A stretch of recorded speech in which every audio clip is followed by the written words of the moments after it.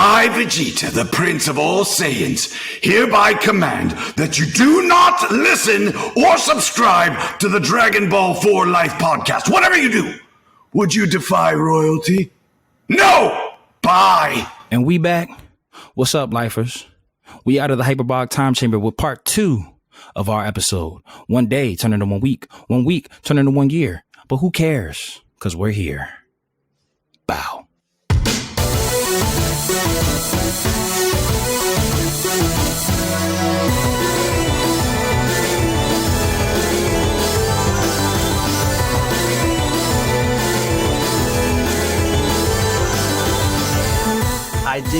You did, walk into another question, and in your early days as working as a voice actor, do you think that, at least so far in your experience, the voice acting industry, if they actively engage in acts of inclusivity, and do you think it promotes a safe space for everyone?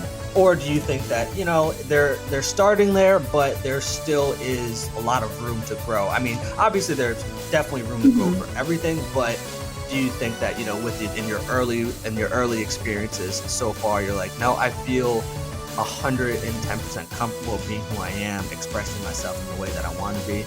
And because I think, it's a medium that people should be their 110% true and authentic self. I've only been here for 2 years.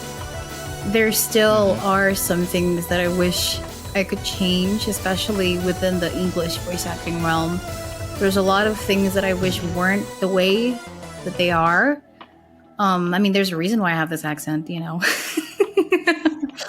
And we're not gonna get into that. Breaking news. But and with remote voice acting, there's a lot of limitations that have stopped me from being able to completely, submerge myself into the industry. And I do wish that could change in the nearest future. And I understand that expectation might be a little unrealistic, but like I said, I'm not alone in this. I have tons of other people who think the same way and who want the same things. And I think it's possible. I don't know when. It is possible though. Yeah. Mm-hmm. Absolutely. Yeah, we just had a shout out to Brina. We just had a voice actor on not too long ago. Well, we don't ever know when these episodes drop in order, so I might be future this actually. But we had kind of got into that stream of consciousness with her as well, like how different it is, in the industry now compared to like when things were a lot more in person in terms of getting your content out and access. It might be easier, but because it's not in person, it's harder to like sell yourself, because it's like really just you're doing a tape or a reel or a screener and whatnot, and then it's just like you got 2 to 5 minutes to just convey as much as to why you are supposed to get these jobs, versus if you're doing like a live audition, you might be able to schmooze a little bit, make them laugh, this, that, and the third. So it's like I could definitely see why, you coming in where you're at, it's just like you kind of like missed that era and whatnot, and why you would like be like, I just want to get there and whatnot. That's with English voice acting, and you're just limited to this like very short clips of what you're actually capable of doing. And I'm a firm believer that when you voice act, you don't do it alone. You're doing it with your voice director, with your voice director, because sometimes you can be as creative as you want to be as a voice actor, and your take can be just as, fantastic as it can be. But it's inevitable that there are times when your vision just does not align with the director's vision. And that can just be so easily fixed if you're there, if you were in person, if you were talking to this person, and if this person were able to just, hey, I think you need to, pitch that up a little bit, or can you be a little bit quieter, or don't breathe into the microphone too much. Yeah, it's a very, very minor things that can be fixed or things that can be worked on together that I think a lot of remote voice actors are not capable of doing because of these very much limiting things. But at the same time, it is also like a breakthrough because you wouldn't have thought I would be able to voice act for something that's like way over in America from Indonesia, and I'd be recording in my silly little recording space in my room and my voice would be out there, you know? Somewhere, humble beginnings. Yeah. Look, behind this backdrop is a bed, a TV. My bed is literally right there. Right there. Perception That is true and real. Hey, ties to what we were saying earlier. Well, Maya, we teased, well, not teased, we just flat out said that you are, dang, I forgot the saying. You do a lot of stuff. You do a lot more than just voice acting, and we definitely want to highlight, the music, and we want to get into your new hobbies and cosplay. But just to double back or just stay here for 1 second, you had mentioned that growing up you were a big fan of anime and just cartoons in general. What were some of your faves? Like what did the young Maya grow up watching? What was your gateway drug? What got you to where you are today? I don't know if you would know this anime. It's pretty old. I think it was back in 2010 or even. I thought you were going to say 76. But Maya, you legitimately have in my. This is the first moment. Oh my God! You said this is old. You said 2010. That's when I graduated high school.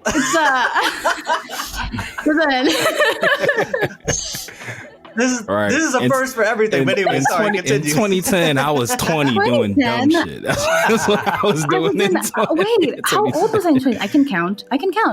I was 7. Oh yeah, no. I remember I was in 5th grade, which means that was 2012, something. Supposedly the end of the world. You were in the 5th grade in 2012. Oh, that was I'm like 19 right now. That is crazy. You have a very mature spirit. Yes. No, I mean that it's in the highest praise. Like you are well beyond your years. But there you go. But it was called Pretty Rhythm, and it was an anime about just idols. I almost said voice acting. No, they were they were ice skating while singing, while dancing, while jumping around, and every time they jump, they turn into this magical being who just floats, and they have names for all of their jumps. And if I remember correctly, in each season they have at least 20 jumps, of which I memorized every single one of them. So that was the level of obsession. Why is that the most perfect gateway anime for you? So mean, in the hour that we've been speaking to you, you saying that, I'm like, that makes so much sense. I mean, 1,000%. Everybody says your first gateway drug anime is what decides who you're going to be. Explains you. So you had Pretty Rhythm. We had Steven Universe. Was there anything else that was just like a must watch for you growing up? Oh, fun fact! I didn't watch Steven Universe until the pandemic, so technically I didn't grow up with it, right? Very recently. Gotcha. So what I grew up with was obviously Doraemon, SpongeBob. Oh my gosh. I should tell you that, like, in a very genuine way, I think SpongeBob, if SpongeBob were a person, I think they would be the love of my life. You're like, we connect on. I feel like y'all say that, but I feel like if you were in an actual relationship with SpongeBob, like a couple months in, you're like, together. bro, just shut up. Please. Like, a moment of silence, please. we were married and what, everything. I remember when I was growing up, it was so strange. There you go. I mean, I guess you could say that SpongeBob is my first. Give it to us. I guess you could say that SpongeBob is my first fictional crush. However that sounds to you, it is what it is. He was my everything. No, you're good. I'm pretty sure if I had to like think, if I sat and thought, my answer might be different. But like my quick response, which is probably my most authentic response, is a Misty off Pokemon. I'm pretty Real. sure. Really real. Pretty real. sure it was Misty off Pokemon. Like, she was just like, oh, what a firecracker. Oh my goodness. Oh man, that's great. But I'm still reeling on the fact that you're 19. That's I'll be crazy 20. to me. I'll be 20 this year, actually, and then in like a month. Whoa, what? Oh, happy almost birthday. You're I April am. baby? Whoa, it just hit me. My daughter, my older daughter is she's an April baby. Twinsies. It just hit me that I'm gonna turn 20 in a month. There you go. Like, okay, what There you happens? go. So time what is happens? different now. You know, once you turn 20. So I'll speak for me and Trav on this.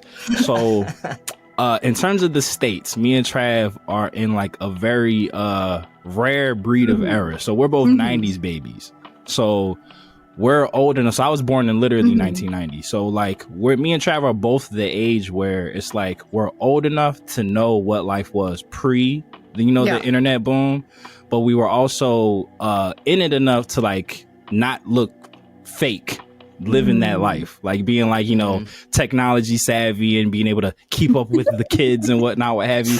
So it's hard because like maybe like 80s babies that try to like, be more modern, it doesn't come off very authentic. So it's just like, I can tell how old you are. But like us 90s kids, I call us like the chameleon era. Like we can exist with like our older generation because like we're like the last generation of like outside kids, like that played outside and scraped our knees and stayed out to the street lights for on. You're talking as if I've never done that. No, and that's it's crazy because like it's coming back, like it's coming back. But there was like a real weird. I always say like the kids who are like born in or around like 2000s, like the 2000 era kids, like the inside kids, like that just were inside.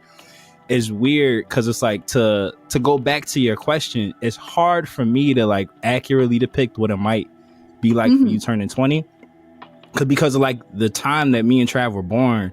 We were so involved on both sides. Like you were saying, it's like two people in one consciousness. It's like we got like the old soul from like the 80s kids that like, raised us. But then we were still like 10 and 11 when like stuff started like become more digital and whatnot. So like we still like fit in. Like we were there. What is like, you'll love it. Short answer, you'll love it. You'll love it. And I'll add to it and say that the 20s are really the years where you make bad decisions. Yeah, where you shapeshift and mold into the person you become. Because once I hit 29, close to well, I'm 31 right now, but once I hit 29 and into 30, I almost felt like I was not like complete, but like I knew exactly who I was. And look, it's different for a lot of people, but those years in my 20s were really where I was like, I made mistakes, I learned a lot about myself, but I also, had fun, made like decisions that now I'm like, yo, Trav, you're wildin'. But now though, it's like, and also too, if anyone tells you that 30 years old, nope, no, it's not. It's still young. It's still like weird. I feel like I'm thriving now. People say that like, because do they have the concept of what like life is? If you think 30 is what it old, is? Total tangent. I have a theory on that. Total tangent, but I have a theory on that because in my headspace, I feel like older gets younger, like every 10 years. Yeah. Like the age, like every decade, like that age up is like more acceptable to like do dumb shit, for lack of a better term. And I think the reason why that is like my theory is the age of whatever it is that you got quote unquote kicked out of the house and you realize that it still sucks. Like that then became the age that your parents decided not to kick you out. So it's just like our parents got kicked out at 18, struggled. It was like, I'll never kick my kid out at 18. I'll let him be 23. Then, that kid got kicked out at 23, struggles. Like, I'll never kick my kid out at 23. I'll give him the 25. And it's just like each year that we're like, sent out of the nest to like fly on our own, and like we're struggling terribly, like we hold that resentment, like, why did they put me out like this? Like, it is not easy out here. So it's like, because in hindsight, like Trav was saying, so you had mentioned in 2012, like what you were doing. I was getting ready to become a dad in 2012. And like at the time, being 22 and becoming a father, like at that time, that wasn't like a crazy thing. Like I wasn't like the term a baby having a baby. But like now that I'm 32, looking back, I was probably way too young to be having a kid. But it's like, but at the time, you know, in 2012, like Trav was saying, like we were saying, like 20 seemed older 10 years ago. Like when you were 20, like you were looked at as, I want like not like an elder statesman, but like a responsible member of society. But it's just like now in my 30s, when I'm looking at, I like know people like in their 20s, like my cousins or nieces and nephews, or I used to teach, and so I still keep in contact with a lot of my old students who are like now in their 20s now. I'm like, y'all are still babies. Y'all don't know shit. And then I'm just like, damn, I was really out here like living on my own, paying bills, raising kids. Like, why did life let me do these things by myself? That is crazy. I should have still been in the house. And there was one moment where I forget where it was, but it was as I was getting close to 30. I remember just being out with a group of people and thinking like, okay, they're definitely my age or younger, and they're like 10 years younger, 35, and I was like, oh, all right, well, like y'all acting younger than me, so okay, you know what?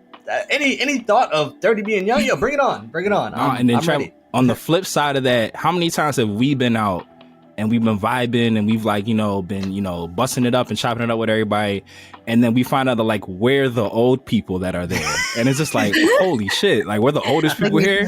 Had no idea. Let's request that Uber.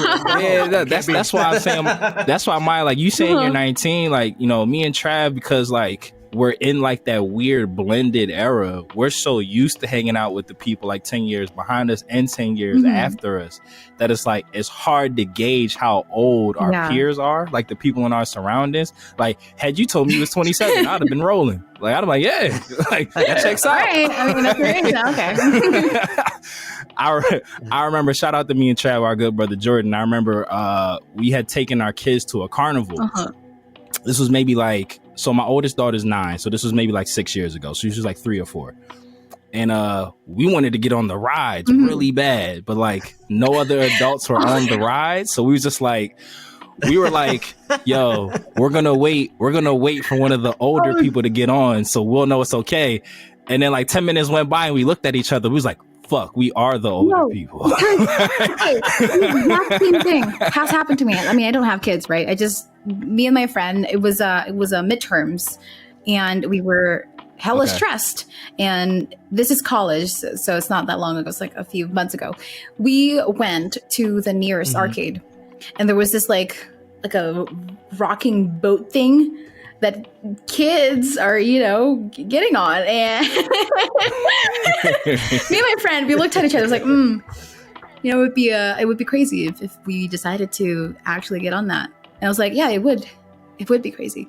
It's just like, good thing we are crazy. And then we went on it. And and we thought it was, you know, was strange because we're that is such a wild moment. It was like I can't describe how it felt like. No, I love that you did it though. We're kindred spirits, because I had that moment. We was just like, we're doing it. I don't care. Like, let's get on. You know, college life takes everything away from you. So you know what? Let's do it. You know, we've got nothing to lose. Then we did. Ease the stress. Yeah. Ease the there stress. you go. That is there you real. go. Like I have no shame. We here. Let's do it. Like, sitting next to this little kid on this whirly swing ride. Like, and we were being like, oh yeah, this is nice, but you want to be on it, huh? You can't because you're here, and right. We're using it. You got a line of kids going out the arcade, just waiting with their quarters in hand. Like, all right, come on now. You've been on here for 10 minutes. You gotta let them know, like, I never know when I'm gonna be able to do this again. You gotta wait. You only live once. Mm-hmm. You gotta wait. Maya, well, let's get to your music. All right. Because that's a big part of you. Yeah. We stayed in the anime run. We had TED Talks. We were improving the quality of life. Right. We'll close the episode on the fun on the fun things. Music and cosplay. Well, everything is fun, but it's all fun. This has been a great episode. So, was music was that like because I know you grew up with anime and cartoons and whatnot. Was music always around, or did you like stumble into that later in life? It's always been around. I think I was probably like 3 something when I saw. No. Oh wow. Okay. It was. How old was I? I think I was in kindergarten. I think I remember Shakira's music video just came out. It was for the World Cup, and I remember looking at it. I was like, "How do you sound like that? How are you able to produce such sounds from your throat?" I was like, I think I want to sing. I'm just gonna start singing now. And then I did, and then never stopped. It's just it's been a part of me. It's like. Were you like in the choir in school and everything, like the whole shebang? High school, I think. There you go. Yeah, only in high school. For 1.5 years because of the pandemic. It was my high school years were like split in half because of the damn pandemic. But I was in the choir, and it was pretty fun. And I also had like a very brief vocal lesson thing. Had it for like 2 months, and then I got sick of it. I was like, I don't like being told what to do. And I just stopped. I just stopped seeing the coach. And then here we are. The student has become the master. The student has become just not very studious is just what it was. Like, all right, I'm out. I can do this now. The student was just sick of being told what to do. The student didn't know what they were doing. They just wanted to do it themselves. The student left school early. I hear you. Do you remember? Just, oh no, go ahead, Trav. No, I was gonna say you just recently had your first feature on a song. That's where I was going. Listen, Matt and I we have a wavelength going. Like you don't see the. It's a thorough line connected. Love that. Yeah, but what was that experience like, and how did that come about? How did it feel to hear yourself featured on a song for the first time? It felt like, how do I describe this? On that boat ride at the arcade. It felt like listening to a song, like how you usually would, but then at a certain part, you like. You hear this very disembodied voice that you would usually hear come out of your mouth, but now it doesn't anymore. I'm more used to it with voice acting because I do it a lot more than, singing. I'm not used to hearing recordings of myself singing in like someone's song. And then it happened and I was like, what do I do with this? But then I kept like listening back to it. I sounded like this? That was me? Huh, okay. I never knew I sounded like that. I didn't think I could make sounds, but it was fascinating. Goodness, so uncanny in a really good way. Yeah. Do you have any aspirations to have your own solo work or start crafting your own work? Is this a tease for some future work from Maya? I mean, I've been cooking up some things. I've been doing that for years actually, but I've never been brave enough to actually like say, oh, I'm writing something. No, it's usually just be like, oh, I just write things and that's it. But now I can proudly say that I am writing some things for the future. Yes. I love that. That's gonna be dope. Do you have to like tap into something differently, like when you're recording music versus like voice acting? Like, is it like a different creative process or like a part of you that you gotta like drum up to like rise to the occasion? Sometimes, actually, when I because singing is a lot more akin to acting than most people probably think, because you can tell the difference between someone who sings and someone who sings. And Yeah. Real and true. That's because there's a certain level of acting that you do when you sing a lot of times, especially when it comes to songs that are meant to reach their listeners. And I do feel that a lot, especially when I was recording for Vani's song, and it was like, yeah. And I remember when he sent me the lyrics, I was like, yep, I'm doing this. And there's the message that song conveys. It really spoke to me, and I was like, you know what? I'm gonna do my best to ensure that whoever ends up listening to this in the future can sort of hear where I'm coming from with this message somehow. And I hope it is the case.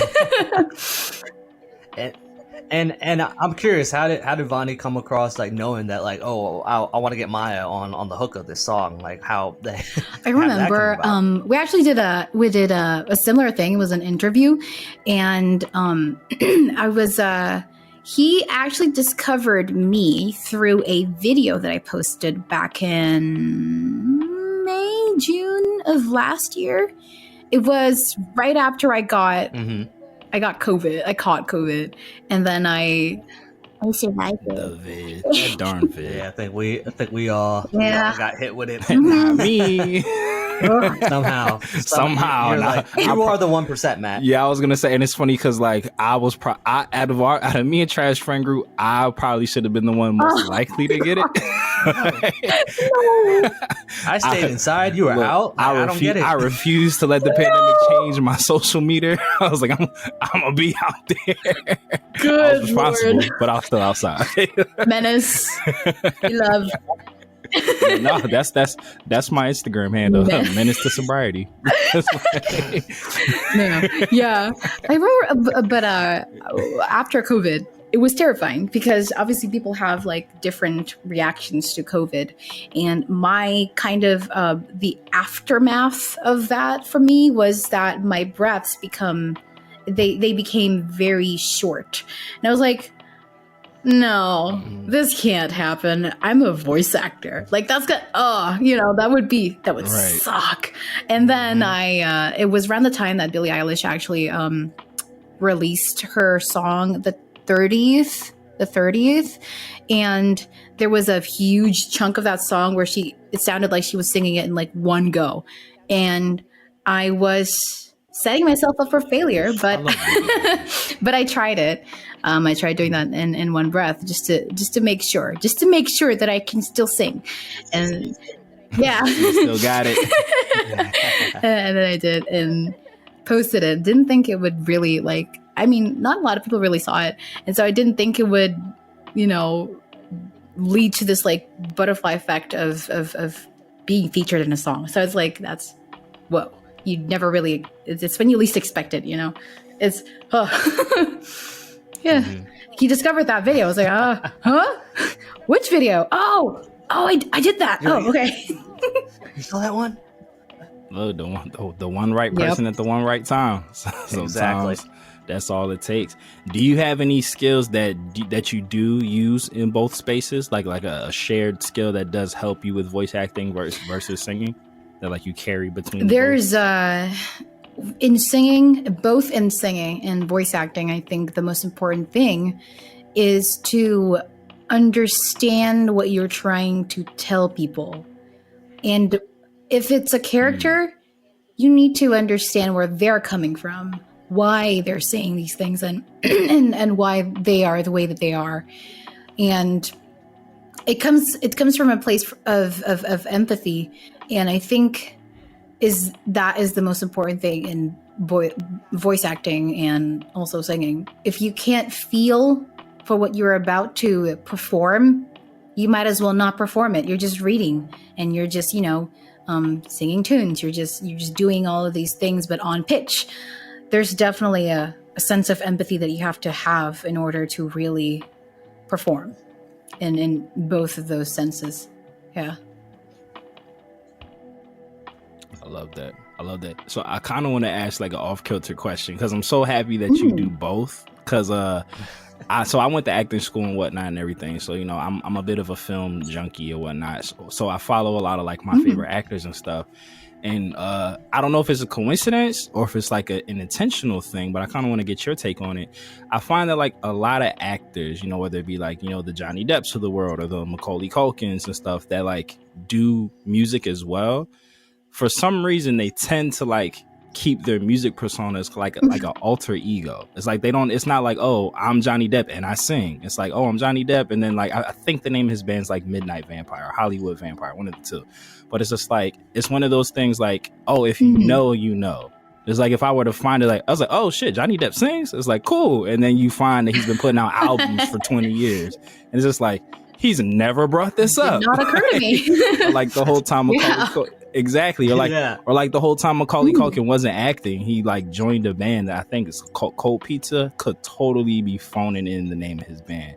But like for like 10, 15 years, he was like just in a band. Like just like he like kind of retired from acting. It was just in a band, like doing like small, intimate like bars, like and stuff like that. And it's like a separation of church and state. So like you as someone who does both, is that kind of like a conscious decision, like to keep like your acting career and your music career like separate to like two representations, or is like, or do you want to like blend them? Like, hey, I'm a voice actor. The Pizza Underground. I knew it was something with pizza, but I always just found that interesting. Or even if you like the show You, I just found out recently that Penn Badgley's in a band, like the guy who plays Joe of You, and I was just like, never would have known if I didn't accidentally fall into a YouTube wormhole.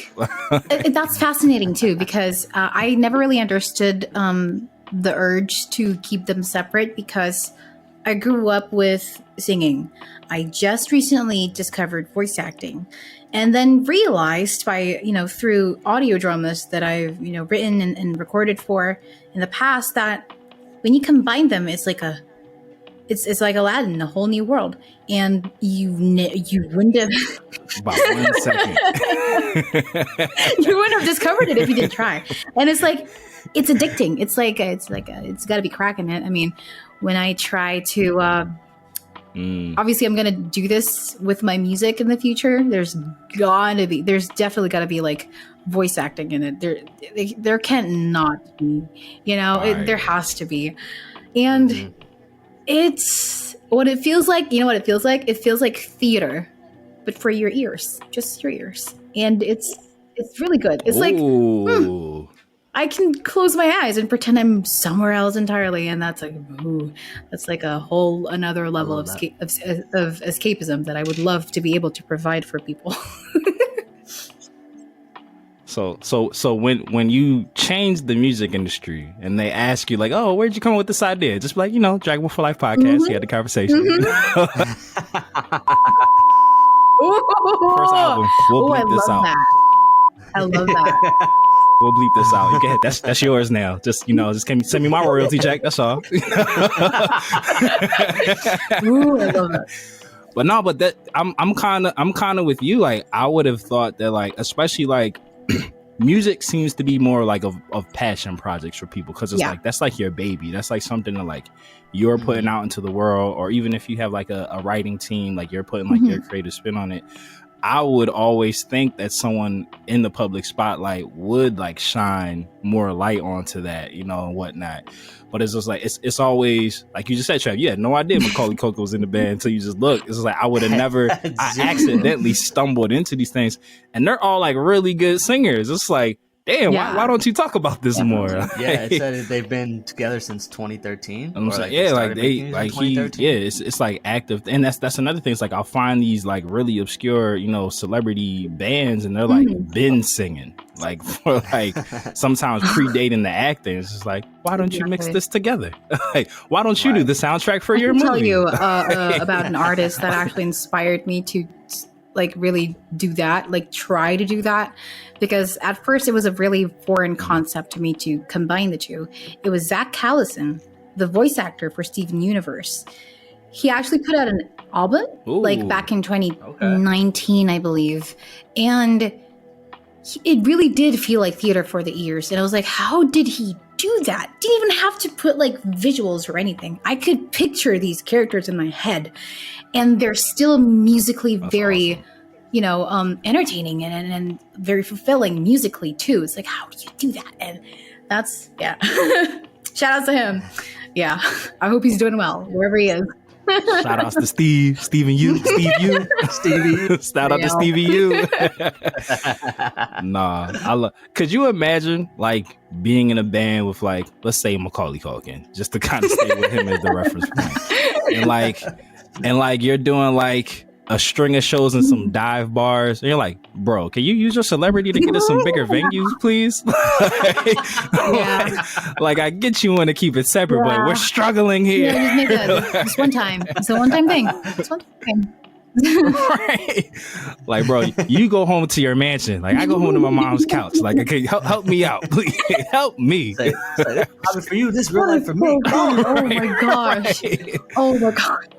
I could only imagine. I can only like just being up on stage with like a crowd of 10 people, just mad on the drums. Like this motherfucker. We could be in stadiums right now. We always notice that sound check for your instruments. We always got to make sure the mic volumes turn a little bit down. You see him got a lot of angst. Facts. Like we just turn your shit off at this point. Is there anything that you want to talk about at this point? But we are very pleased. I've listened to the music. It's part of my research. I love the songs. I'm super excited for what you got coming out. Send it to us first. Send it to us. Hey, let's go. Well, we covered the anime. You talked about your music endeavors. Let's get into the cosplay. And I think you mentioned in the pre-interview that you like kind of recently just got into it. Or has it very recently? So what got you here? What got you here? And did you realize how much of a time-consuming hobby it would be before you jumped in? It's actually a peer pressure. I'm kidding. No, it's not. There you go. No, I mean, look, that sometimes it's the best way. That is the best way to get into anything. It was a Halloween party. I remember we had to dress up for it, and I couldn't think of anything that I would want to dress up as. And then I remember that Chainsaw Man is a thing. And I was like, you know what? And Makima seems like a pretty easy cosplay. And I did that. I rented. I didn't buy the wig. I rented the wig. Ain't that crazy? I don't think you guys do that there. Do you guys do that there? Do you rent wigs? I don't think so. I feel like if you can, no one's ever thought to do it. It's a very common thing in here. People just usually go to Party City. You can rent out costumes. You can rent out like wigs and like props and whatnot. And I rented the most like the safest option, which is like just the wig. And obviously Makima has a pretty easy costume. I just had to have like a white shirt, a tie, a black pants, fancy boots, and I just had the contacts to it, and all I had to do. I was about to say, the contacts too. I've been wearing contacts for years, so it wasn't like a big concern. And all you had to do is stand there menacingly, and you're Makima. I was like, that checks out. I should do that, and then I did, and it was way more fun than I would have imagined. It's like, this is interesting. People look at me, but they don't look at me. And that's weird and good and weird and a little bit unsettling in a good way. And I want it, and I'm going to keep doing this. And then and I bought the wig after like 2 months. It was like, commitment. I'm committing to this. Yeah, I should just keep this. It was. I just imagine a party. Of like a people with a bunch of like really low budget cheap costumes, and then here you walk in, and everybody's like, "Damn, I'm about to go change." Well, I'm gonna get my drink and leave. Right? I knew I should have sprung for the full bat suit. Damn it! Still sitting in the shopping cart. Do you have any plans to like maybe like not necessarily do this professionally, but like cosplayers, it's a lifestyle. Like, they go to all the events, they do it up. Shout outs to Tiger Lily, another Dragon Ball for Life podcast guest, who she is super duper hardcore. Like she 3D prints like all her props and makes them from scratch. Like she's Her made cosplay like is fire. she's made like the Buster Blade off Final Fantasy, like the Master Keyblade off Kingdom Hearts, and like from scratch, and they look like store bought. Like it's some people cosplay and others become the character, and I just don't understand it. I never understand. I've never actually made. I've never made costumes. I've never made props. Most of them I would like rent, and if I could style the wig myself, I would do it. And so when I see these insanely talented cosplayers just make things, will them into existence, and I'm just like, huh. You do you. That's insane. I wish I could do that, but I can't. You said I was gonna do that, but then I got busy that one day. Like, had I not had to go food shopping, I was too busy. That's it. Yeah, totally. Like I knew you were coming, and I knew you were wearing that, so I was like, "Nah, I'ma chill." Just all the excuses in the world. Do you have any creative ambitions to like do this again? I don't want to use the word professional because I know that's like you got to stop doing everything else you're doing to commit to doing that at a high level. But like maybe just got to get more into it, like kind of like dive deeper into. I'm still kind of like dipping my toes in the water, seeing how it feels, because I have been going onto conventions lately, and I just gotta say, it's an experience. It's fun. It is fun.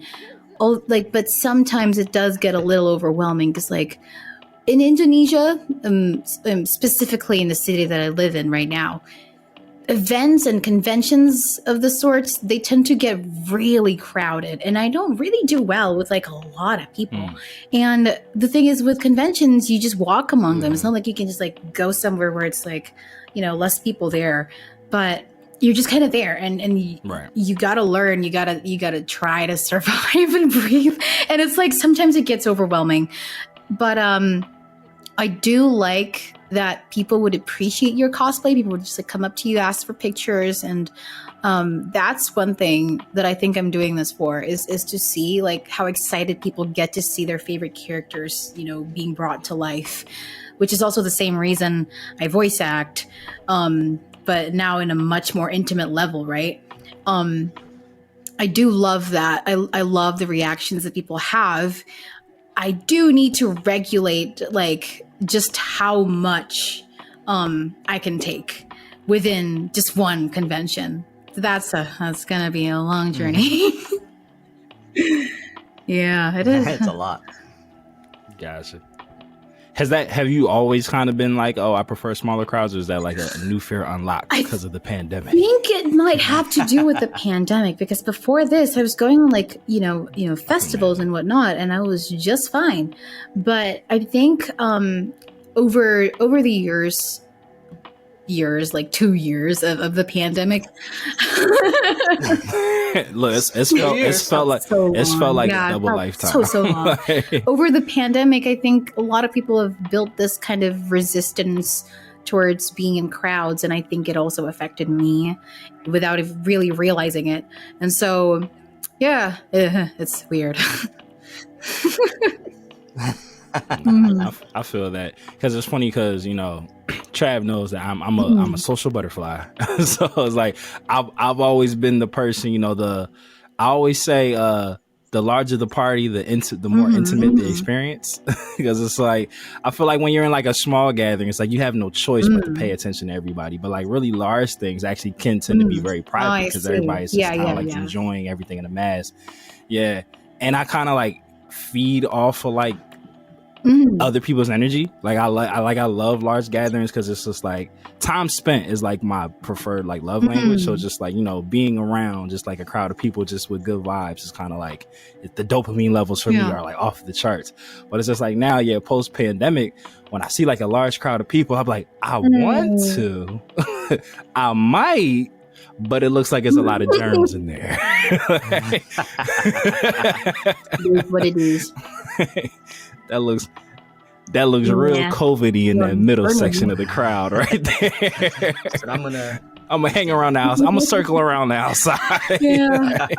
Oh my gosh. And it's also, I think, like when you spend hilarious. time in proximity with other people a lot, you would be used to just being around people and the feeling of being close to someone else.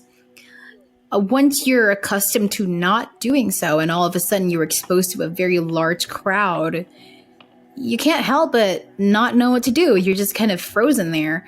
And that has happened to me a lot in conventions. And I was like, I think it's better to bring a friend with me a lot of times, because then they can distract me from the crowd. And they're like, oh, I can just pay attention to you. Yeah.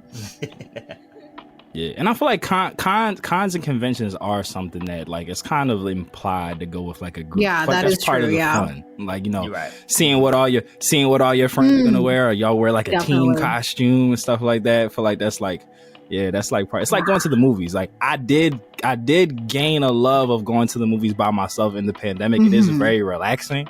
But I would prefer to go with people so we could like, Yeah. did you just see that? Like, or you know, when the trailers come on, like, yo, we're seeing that. Like that's like the best part of a movie. Like looking over, y'all just have that look like, yeah, we gonna see that. Or if the trailer's trash, like, yeah, we gonna pass that one. Like, we'll wait till that one goes out on DVD. Like, We're gonna bootleg it. Oh, Maya. Yeah. No, there you go. I heard that. Go right down Broad Street. Like, get that real quick. Get that and some cologne. Like, all at the same time. Oh man. But we could talk to you all day. And we say all the time that, you know, when guests come on this podcast, you are a forever repeat guest. So if you have anything that you want to talk about at a later date, or if you just want to come on and just shoot the shit with us, we would love to have you back. But before we kind of let you go on about the rest of your evening, because you are in the future, and enjoy your Friday, we want to, if you have anything that you want to promote, or anything you got coming up, or anything that you just kind of want to just like put out there in the interwebs, please, the floor is yours. Let the people know where they can find you. Well, I am mostly on Instagram, and it would be May, spelled M-A-E, Makes Voices, and that is May Makes Voices. And I am on Twitter, which is Maya Fatheena VO. And I think that's about it. Do I have any other like social media platforms? I don't think I do. We do the same thing. Where am I?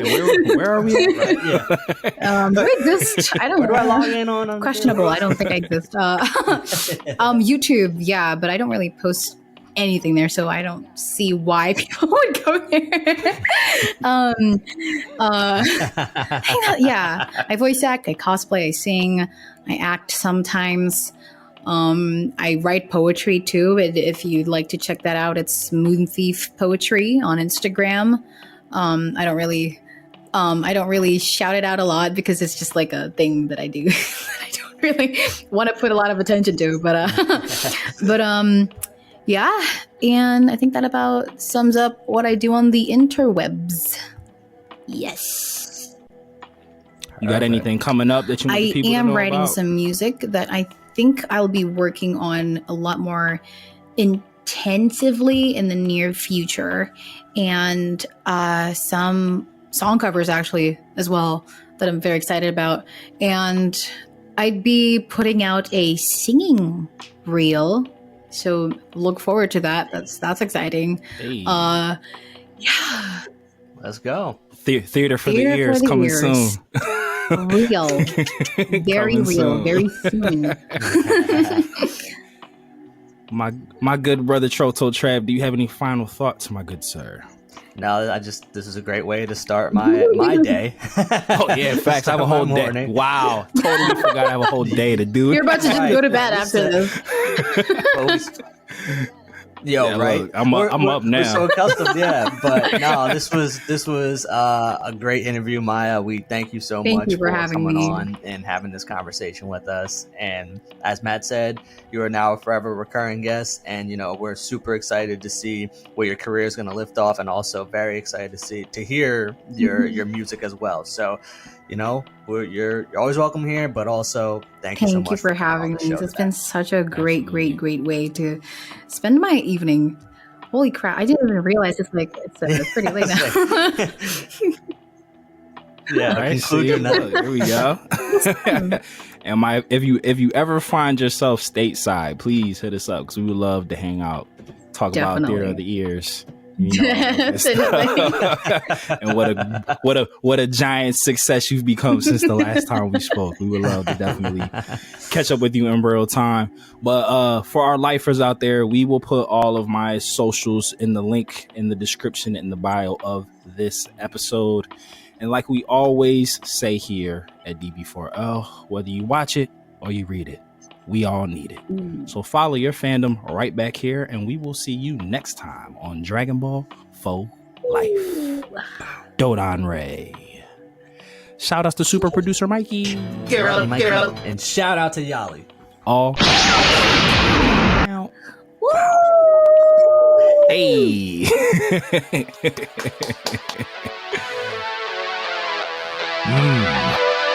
Mortals, listen up. It's your god of destruction, Beerus here. Subscribe and follow the Dragon Ball for Life podcast, or else you shall be erased from existence. Okay.